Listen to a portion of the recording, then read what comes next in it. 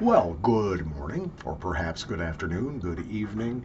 I am Paul Schmalzler. We are in the dank basement. They do call me Uncle Squinty, especially if they are my friends or enemas. And it's time for another, a little bit quieter, calmer episode of Pinch Witcha Squinty. Also, sip some coffee, Witcha Squinty. Some good commercially available coffee. The brand is Gevalia. I believe they are from Sweden. And they're French roast, and it's very good. I just want to know one thing. What the hell happened to spring here in Minnesota? Last week it was gorgeous. Gorgeous. For a couple of days we had temperatures right up around 26 degrees Celsius, 72 Fahrenheit. Sunny, nice nights, light breeze, birds in the trees singing so happily, joyfully, playfully, watching me. It absolutely fantastic. I get up this morning and it's 29 degrees Fahrenheit, give or take 2 degrees below 0 Celsius. And it's nasty, and well, but the good news, and there is good news, is that means we have a return. We hope briefly, but we have a return of Schmalzler season. Cool air outside, warm nostrils, rich Schmalzler. It's a combination that you really can't beat. Now, I have a couple of favorite Schmalzlers. I very, very much like my all-time previous favorite, which was the Doppelaroma, now called Schmalzler D, as in Delta, from Purcell. But this one from Rosinski, this is so good. This is called Oderlander. It is a traditional Schmalzler with some very untraditional aromas in the profile. This is sweet. Unlike other Schmalzlers, the throat drip does not sting you, does not burn you. It is a slightly finer grain of Schmalzler, so you can even take more of it up your nose. So what I'm going to do is I'm going to do a couple of big fat pinches while we talk here. And then when I'm done making the video, even before I upload it, I'm going to go outside and I'm going to take a good whiff of that cold air past this Schmalzler and see what it does. And then I'll come back for just a quick second at the end of this video and I will let you know how it behaved. But it's something that you really need to try for yourself. You got to get yourself a Schmalzler, especially if the weather is going to be cool, or if you're going to a place where the weather is going to be right around that 20 degrees Celsius mark or below, mid 60s or lower. You know, somewhere around 18, 16 degrees Celsius is probably just great for Schmalzlers. Even though it's a little colder than that today, it'll still be great. So do that. That's your project. That's your homework. Okay, here we go.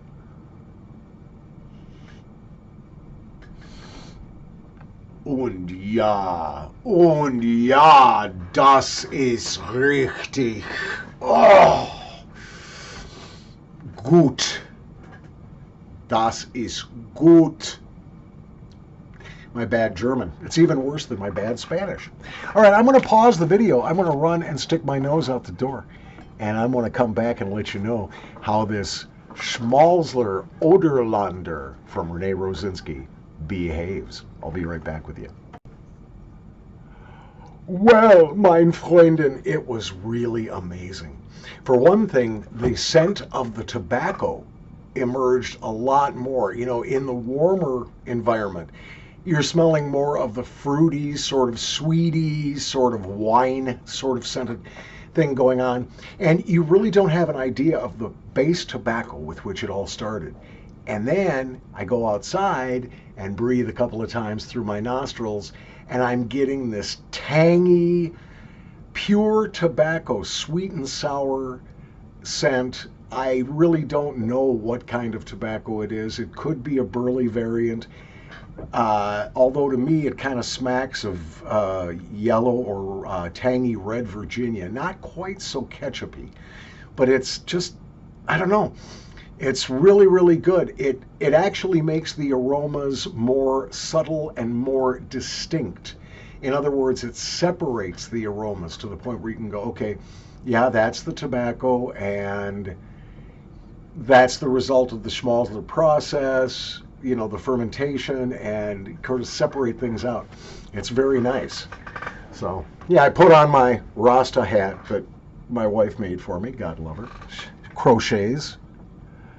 I wish I knew how to do stuff like that. I was in school for 17 years and never even learned how to sew.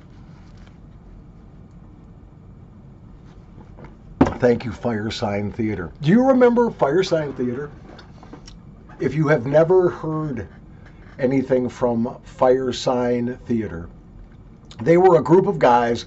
They took over a church's radio station, and in return for paying the power bill, they got the use of the radio signal, the license, during the nighttime hours. And they started in the Los Angeles area, eventually got a record contract and released a number of great comedy records in the early mid-1970s with titles like Don't Crush That Dwarf, Hand Me the Pliers, Waiting for the Electrician or Someone Like Him, We're All Bozos on This Bus, and several other really great records, including Shoes for Industry, which is a compilation record.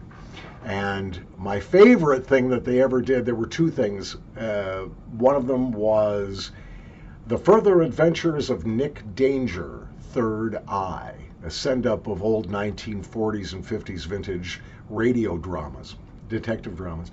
And the other one was Not the Solution He Expected, which is a send-up of the old Sherlock Holmes stories. So if you can, be sure to check out Fire Sign Theater. They're very funny, and I could use some funny nowadays. Some of their comedy would now be considered a bannable offense on YouTube. Sadly, there's just minor things.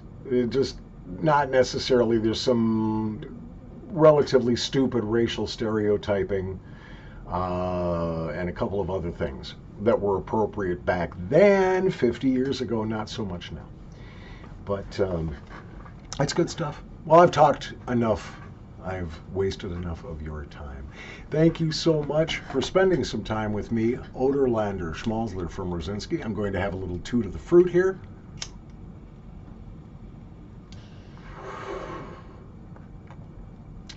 Again, I have to remind listeners that if I am smoking what appears to be marijuana on camera, it is not marijuana. It is a plant substance which is federally legal in all 50 states and so far is not yet prohibited in the state in which I live. Therefore, no, I'm not smoking pot on camera. Get over it. You'll be fine. And I'll just keep getting high.